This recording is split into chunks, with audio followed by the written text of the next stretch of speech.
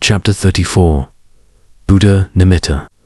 I can't help but feel envious of the people in the future who will be born in His Majesty's era, an era of peace, where people will be beautiful in both body and mind, where people will live long lives. I think it would be a wonderful world to live in, don't you think, Krasen? He turned to speak to me again. Yes, Your Majesty, Krasen replied with the same words. Aren't you going to say anything else to me? Praenthracha said with a smile, reaching out to touch my shoulder affectionately. I noticed a look of envy from one of the ministers, unnoticed by Krasen, but I was well aware of everyone's feelings. Yes, Your Majesty. I am feeling deeply moved by Your Majesty's words, he replied. Indeed, I've been meaning to ask you several times. Why did you sculpt the image of Prasri, Areeya Metaya, with royal attire and such a formidable countenance? Where did you get this style from? He asked again. From a vision? While I was half asleep, Your Majesty, Krasen replied cautiously. What did you see in your vision? Can you tell me? He asked.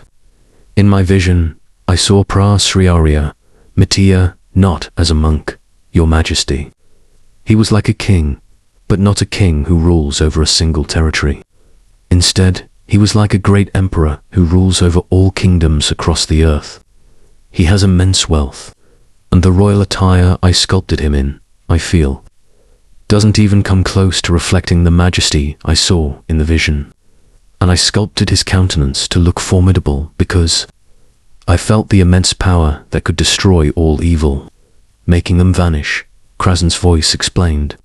Even though you say you have only sculpted a fraction of what you saw in the vision, I can still feel such great Buddha power. It seems we must hold a grand celebration for this Buddha image to honor His Majesty properly, Praenthracha said. While I was prostrating before Praenthracha, my eyes suddenly met those of a young woman. She was one of the royal concubines who had accompanied His Majesty, but she was sitting at the very back. I felt that Krasen was smitten with this woman because I noticed his heart beating faster when he saw her. She was a young maiden, not yet 20 years old, with fair skin and a short, almost shaved haircut, with a tuft of hair remaining on top. He looked back at her several times, and every time he looked, he made eye contact with her. I knew that this young woman also had feelings for Krasen.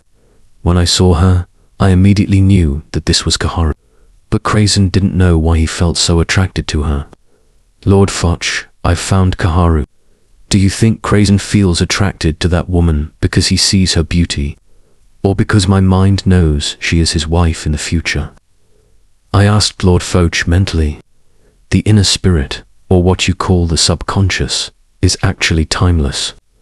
One day in the future, when you have enough skill to look back at yourself in the past, or become the one standing in the stands at the stadium, which you don't actually need to do as you are doing now because the future mind resides with you every moment.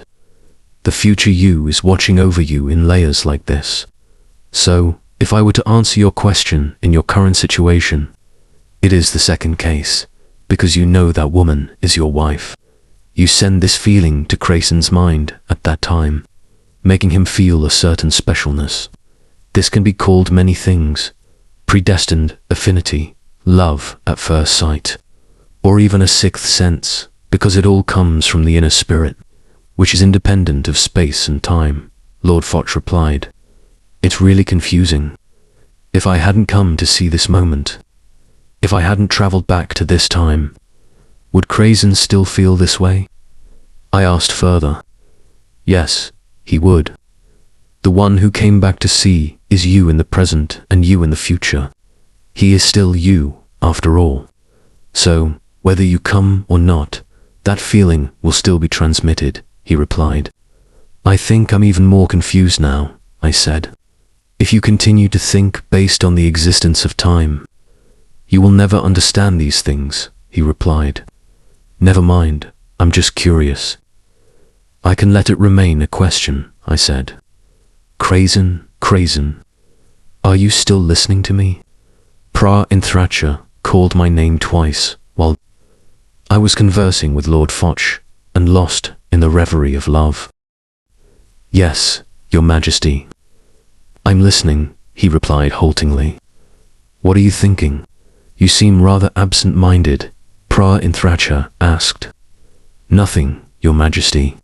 I just have a strange feeling about myself at this moment. It's like seeing a vision of the future. But not quite, Krazen replied, not daring to answer truthfully. You're always a bit strange, but I like your strangeness. What did you see? He said.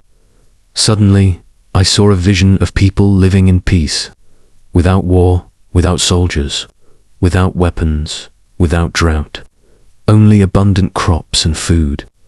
Your Majesty, he replied. Perhaps it was a vision from Sukhavati, the Buddha field of Pra, Sri Areeya, Metaya, that will appear in the future. Pra-Inthracha speculated.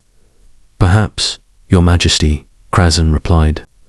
Lord Foch, why did Krazen see that vision? I didn't send any thoughts to him, I asked. I always say that the spirit is timeless. Therefore, there is no chronological order.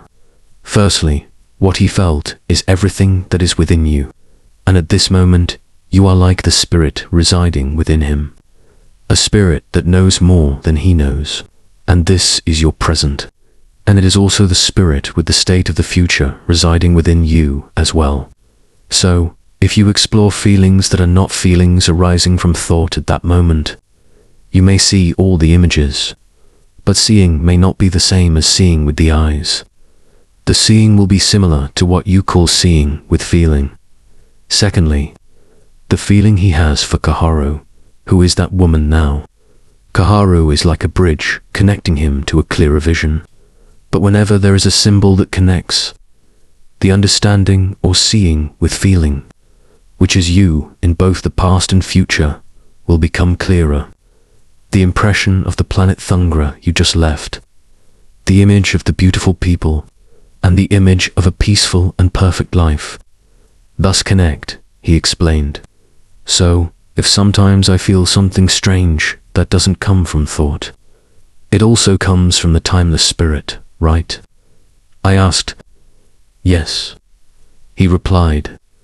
Your Excellency, please inform the royal astrologer to prepare auspicious dates for the celebration of Pra-3 Areeya, Metaya. Pra-Inthracha turned to instruct the accompanying minister. Yes, Your Majesty. The minister replied, and I will name this Buddha's sculpture Buddha Nimitta, Fichit Mara, as Krazen told me about the origin of the formidable countenance a moment ago. Pra-Inthracha emphasized, placing his hand on Krazen's shoulder, as if to show his appreciation. Yes, Your Majesty. The minister replied, subtly emitting a wave of envy that I could clearly perceive.